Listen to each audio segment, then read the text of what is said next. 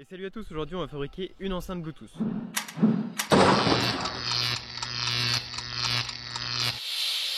Alors ce que je voulais, c'est une enceinte qui soit petite, compacte et vraiment puissante. Et en plus de ça, on peut la brancher sur deux sorties, ce qui va nous permettre d'avoir des haut-parleurs bien plus grands. Alors on a un bouton play, un bouton back, un bouton next et les deux boutons de volume. L'interrupteur au centre sert à allumer l'enceinte et les deux autres à déconnecter les haut-parleurs. Grâce à la trappe, on va pouvoir changer la batterie très rapidement et en avoir de rechange.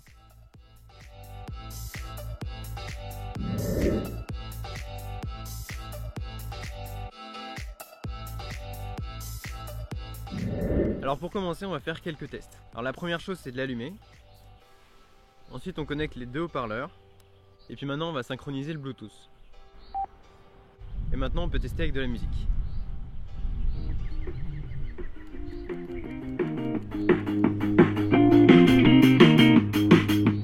Maintenant on va tester avec des haut-parleurs externes et vous allez voir, il y a une puissance énorme, 2 x 50 watts.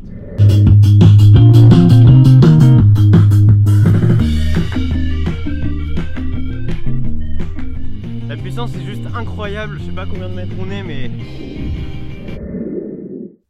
L'amplificateur que l'on va utiliser coûte à peu près 9 € et a le Bluetooth intégré, ce qui est vraiment pas cher pour la qualité de celui-ci. Voici les deux sorties son et l'alimentation. Et on retrouve le bouton play, le bouton back, le bouton next et les deux boutons de volume. Les deux interrupteurs servent à régler les décibels, mais on ne va pas les utiliser car l'enceinte est déjà assez puissante comme ça. On va dessouder toutes les prises qui sont un peu trop encombrantes.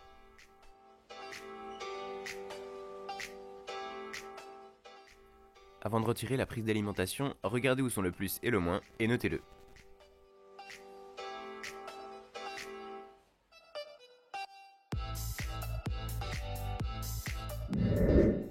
On va rajouter en dérivation une LED bleue et des interrupteurs sur la LED et les interrupteurs d'origine. J'ai remarqué que tous les interrupteurs étaient reliés à cet endroit du circuit. Il suffit donc d'y connecter tous les interrupteurs que l'on va mettre en dérivation et de l'autre côté, de les connecter à leurs bornes respectives. Et voici justement les interrupteurs de récupération que l'on va utiliser. Comme les soudures sont assez minutieuses, je vous conseille d'utiliser de la pâte à souder. Pour les fils, vous pouvez les récupérer dans une nappe d'ordinateur. Et voilà ce que ça donne une fois que toutes les soudures sont faites. J'ai en plus collé les boutons sur une plaque en bois. Je pense que la LED est la soudure la plus compliquée à faire, alors si vous ne vous sentez pas, ce n'est pas obligatoire. J'ai acheté ces connecteurs pour 5 € les 20 et ensuite on va avoir besoin de 3 petits interrupteurs. Les deux sur le côté serviront à éteindre les haut-parleurs de l'enceinte lorsqu'on utilise des haut-parleurs externes. Et celui du milieu permet d'éteindre et d'allumer l'enceinte.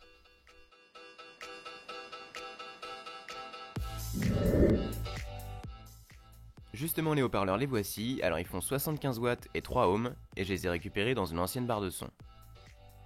Ensuite j'ai découpé le contour pour qu'il soit bien rond. On va mettre tout ça dans un morceau de tube en carton qui sert normalement à ranger les documents. J'ai simplement arrondi les bords, découpé des trous pour chacun des boutons et percé la trappe.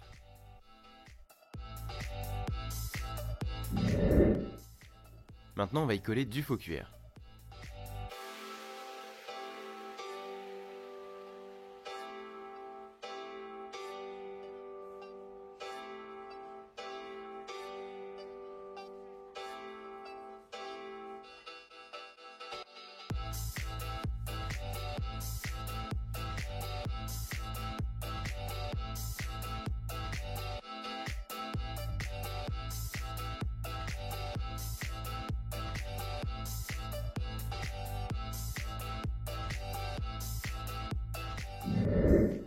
Ensuite j'ai découpé deux anneaux en bois et j'ai poncé leurs bords pour les arrondir.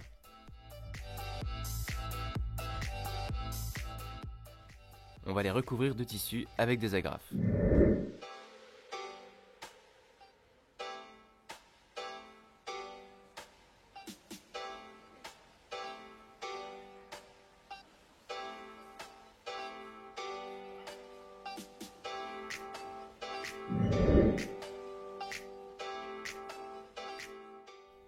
Une fois que la colle est sèche, voilà ce que ça donne, mais on va faire quand même quelques petites retouches avec un feutre noir avant de mettre tous les boutons.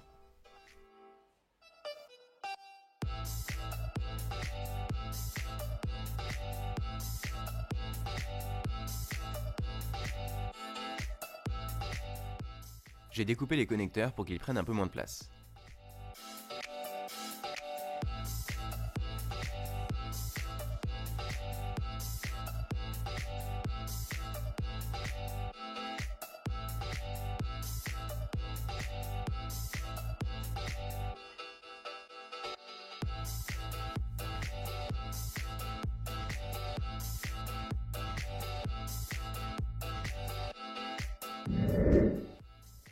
Les deux interrupteurs vont être reliés aux sorties droite et gauche, puis au haut-parleur, alors que les deux prises vont être reliées directement aux sorties droite et gauche.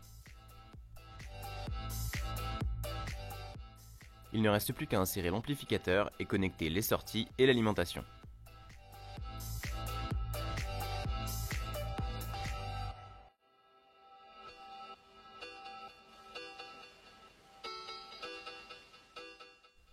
On va relier le moins de l'alimentation à l'interrupteur central et le plus sera relié directement à la batterie.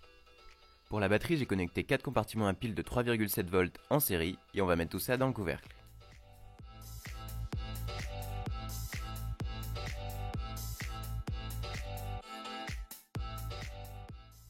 On rajoutera une charnière pour la fermeture. Je suis allé chez un marchand de piles et batteries qui m'a donné une caisse remplie de batteries lithium-ion en fin de vie.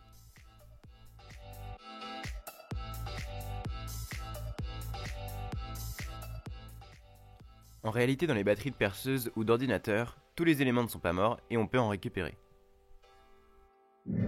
Alors pour savoir si vos batteries lithium sont encore bonnes, il y a plusieurs tests à faire. Donc si elles sont en dessous de 2,5 volts, vous pouvez les jeter. Ensuite vous allez les recharger et si elles chauffent pendant la charge, vous pouvez aussi les jeter. Enfin elles devront atteindre environ 4,1 volts pour que vous puissiez les garder. Et le dernier test, c'est de savoir si quelques jours après, elles sont toujours à 4,1 volts.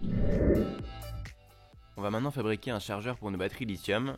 Pour cela, j'ai acheté 20 circuits pour à peu près 7 €. Il suffit de les alimenter sous 5 volts.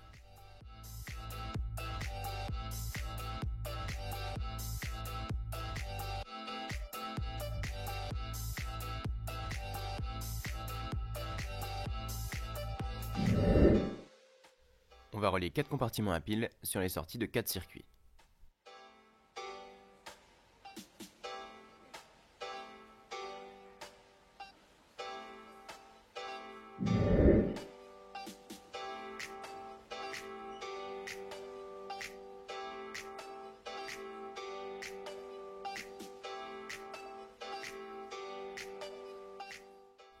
Ensuite, on va relier les plus et les moins de chaque entrée en dérivation.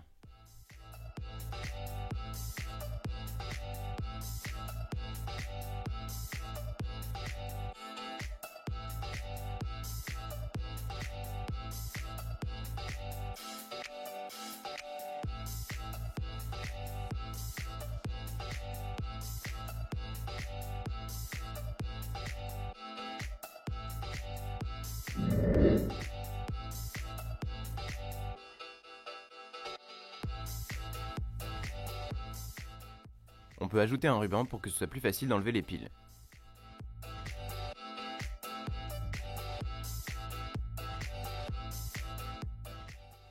Un témoin indiquera la charge, comptez une alimentation d'environ 1 ampère pour chaque élément. Pour finir, j'ai rajouté de la mousse d'isolation dans l'enceinte.